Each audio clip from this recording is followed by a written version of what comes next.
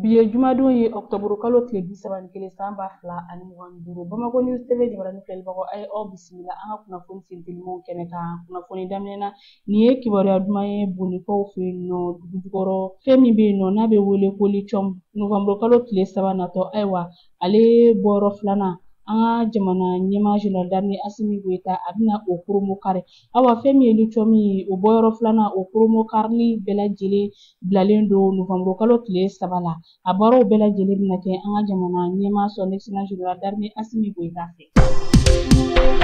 Halisa an bɛ to ni Mali kunnafoniyaw ye. An ka jamana minisiri ɲɛmaa ale ye lajɛba dɔ kɛ kunungo n'o bɛnna octobre kalo tile 30 ma san 2025. O lajɛ in o kɛnɛ kan a ye maaw wele maa minnu ni o y'an ka diinɛ ɲɛmaaw ye fo ka taga se an ka ladalatigiw ma ka ɲɛfɔli kɛ u ye taji min bɛ ka don jamana kɔnɔ bi a y'a yira k'a fɔ ko awa dɔw joli don cogo di maaw de bɛ ka u joli di maaw de bɛ ka u joli bɔ walasa taji ka na an ka jamana kɔnɔ bi o tuma a y'a yira k'a fɔ n'i y'a ye ayiwa an sera nin yɔrɔ ma an ni jugu minnu bɛ ɲɔgɔn na jugu ninnu ye taabolo de falen bawo u y'a ye k'a fɔ digi bɛ ka kɛ u la an ka jamana finitigiw fɛ o de kama u ye taabolo falen ni k'a kɛ awa nin tiɲɛniba ninnu n'o o wolola tajiko gɛlɛya la an ka jamana kɔnɔ bi o kama sa fɛn min ye General de division Abdoulaye Maiga ye a y'a yira k'a fɔ awa fɛn min kɔni bɛ ɲini jamanadenw fɛ o ye ko in faamuyali ye bɛɛ lajɛlen k'a dɔn k'a fɔ an bɛ waati min na i ko sisan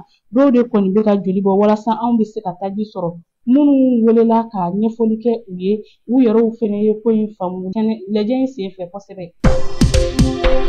Ka sanga ni tajiko gɛlɛya min bɛ an ka jamana kɔnɔna na Mali finitigiw olu ka ɲɛmaa ni o ye État Major Général des Armées ɲɛmaa ye Général Umar Jara ale kɔni ye fɛɛrɛ dɔ bila sen kan yaasa ka se ka finitigiw ka taa ni ka segin nɔgɔya o hukumu kɔnɔna na u ye taji feere yɔrɔ kɛrɛnkɛrɛnnen dɔ bila finitigiw bolokɔrɔ ni o ye station ye minnu bɛ Bamakɔ kɔnɔna na fo ka taa se Kati kɔnɔna ma ni u kan ka taa u ka tajiw ta o station ninnu kɔnɔna na ko nin kɔni fɛɛrɛ in b'a yira k'a fɔ ko jamana ɲɛmaaw halisa u hakili bɛ jamana kɔnɔdenw ka bɛn ni basigi sabatili la ani fana fasoden ɲumanya ka se ka sinsin jamana kɔnɔ u hakili bɛ olu la. An jamana kuntigi General Dramane Asimi Goyita ye lajɛ dɔ ɲɛmaaya kɛ kunungo alamisa n'o bɛnna octobre kalo tile 30 ma san 2025 fɛn bɛ tali kɛ Journée nationale des pupilles en République du Mali o sigitago 5nan ni o ye jamana falaw ka don kɛrɛnkɛrɛnnen ye ko nin kɛnɛ in kɔni kun sigilen bɛ min kan o de ye bɛn ni keleya ani jigi ye k'a ye maba caman fara ɲɔgɔn kan ka ɲɛsin an ka jamana fala ninnu ma ka se ka dɛmɛ kɛ u ye an ka jamana fɛ ko nin sigi in tago 5nan a daminɛna ni kilorɔfana de ye min kɔni dira an ka jamana ɲɛmaa fɛ ka ɲɛsin jamana fala ninnu ma ko kɛnɛ in sereyara an ka minisiri ɲɛmaa fɛ ni o ye General de division Abdoulaye Maiga ye ka fara ministre de la santé kan ni o ye Assata Bajalo Ture ani fo ka taga se gouvernement ma caman kan.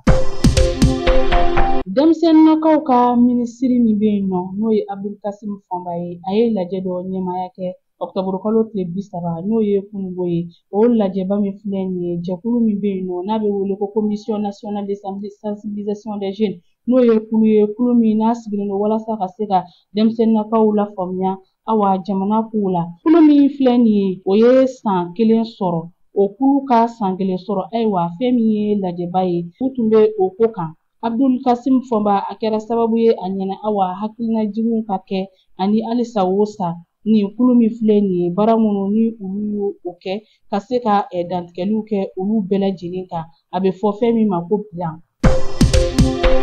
An bɛna an ka kunnafoniyaw kun cɛ ni kɔkan kibaruyaw ye Nigerikaw fɛ yen nɔ Niger masakɛ n'o ye Général Tiani a ye Venezuelakaw ka